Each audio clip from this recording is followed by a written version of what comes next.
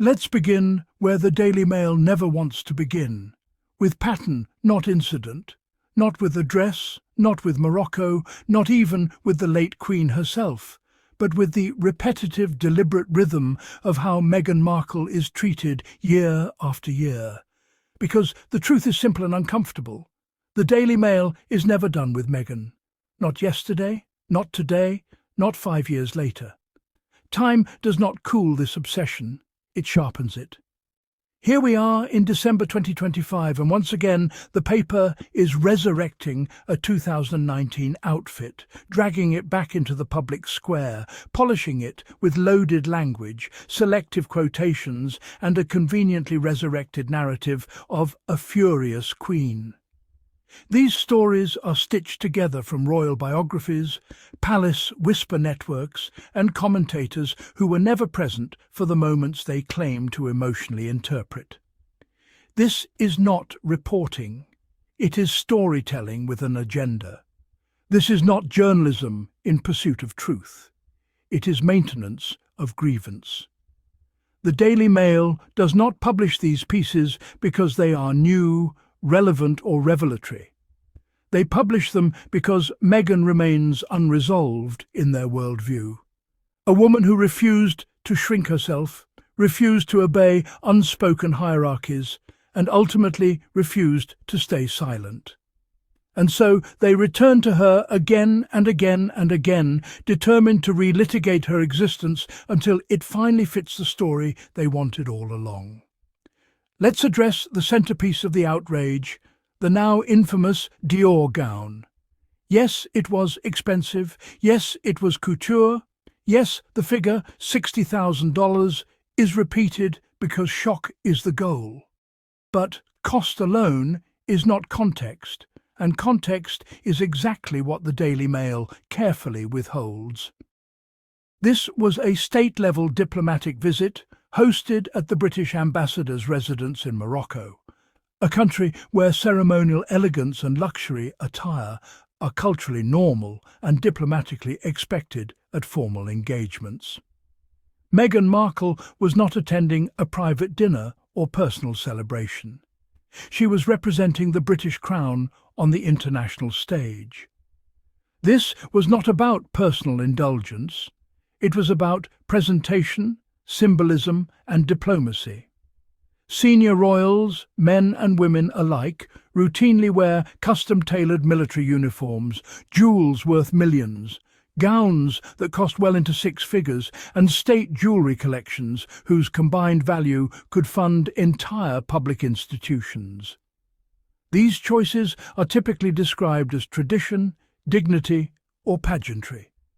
Yet somehow, when Meghan's wardrobe enters the frame, it is reframed as excess, defiance, or moral failure. Not a diplomatic choice, not a fashion decision, but an ill-judged act. Ask yourself honestly, if this same dress had been worn by someone else, would this article even exist? Pay close attention to how this story is constructed. The Queen is never quoted directly. There is no recorded statement, no first-hand interview, no verifiable documentation of her alleged fury. Instead, we are fed a familiar menu of phrasing. According to a biographer, a palace source she was said to have. This is not evidence. It is narrative ventriloquism, placing emotional reactions into the mouth of a woman who is no longer here to clarify, contextualize, or contradict. Queen Elizabeth II is being repurposed not as a historical figure, but as a symbolic authority weaponized to validate present-day hostility toward Meghan Markle. Her memory is selectively shaped to reinforce a story of disobedience and punishment. And it must be said carefully but honestly. The Queen approved Meghan's marriage, welcomed her publicly, granted her titles, and allowed her into the institution. That reality complicates the outrage narrative, which is precisely why it is minimized. The reframing of every disagreement as rage, fury, or humiliation serves one singular purpose: to retroactively justify the treatment Meghan received.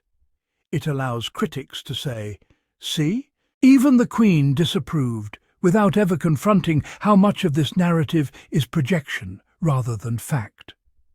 The Daily Mail leans heavily on the Queen's frugality, invoking ration coupons, mended dresses, wartime restraint, and values forged in hardship.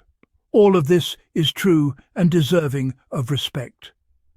But here is where the manipulation lies. Frugality has never been enforced equally within the royal system. Other royal women have worn designer gowns, custom couture, luxury fabrics, and high-end fashion houses without their choices being framed as personal failings. When they did, the press called it elegant, dignified, regal.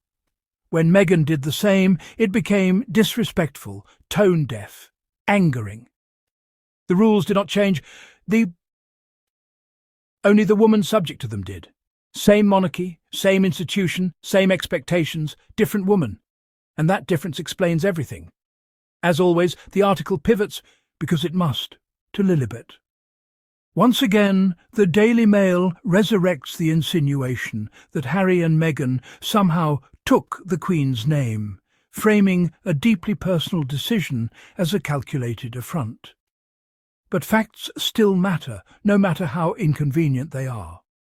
Prince Harry has consistently stated that he spoke to his grandmother first, shared the intention openly, and would never have used the name without her support.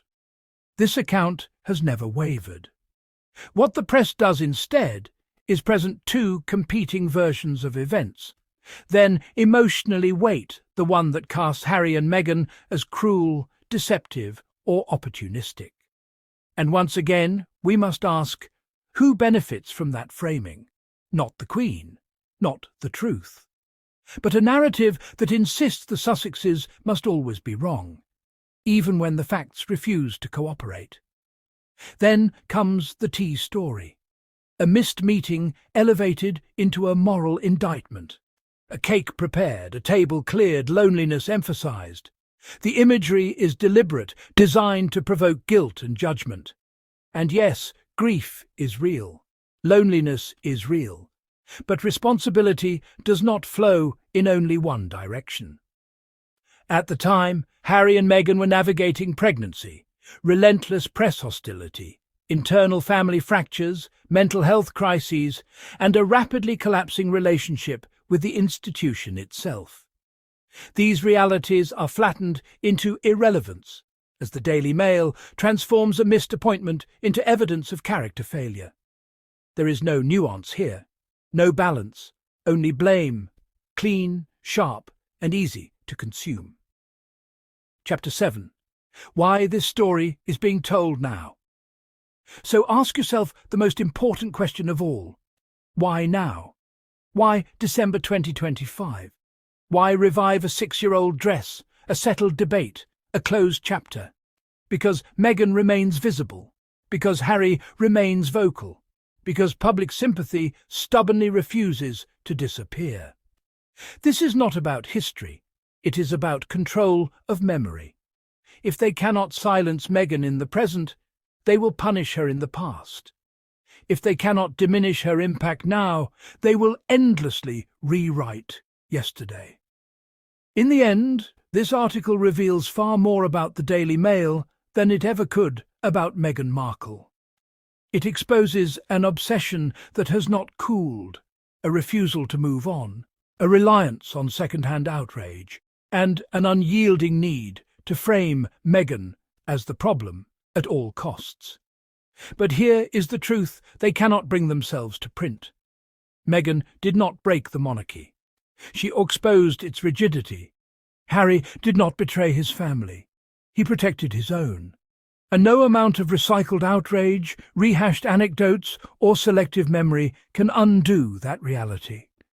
Meghan Markle wore a dress. She married into a system. She tried to adapt. And she was punished for not disappearing quietly enough. Years later, they are still writing these stories because they cannot accept one simple truth. She survived. She left. and she is still standing. That, and not a gown, not a headline, not a recycled grievance. City sayni dead is this sit z's dean. Setin say de butter d to sanims and sutadi to sutadi din titin d and a fond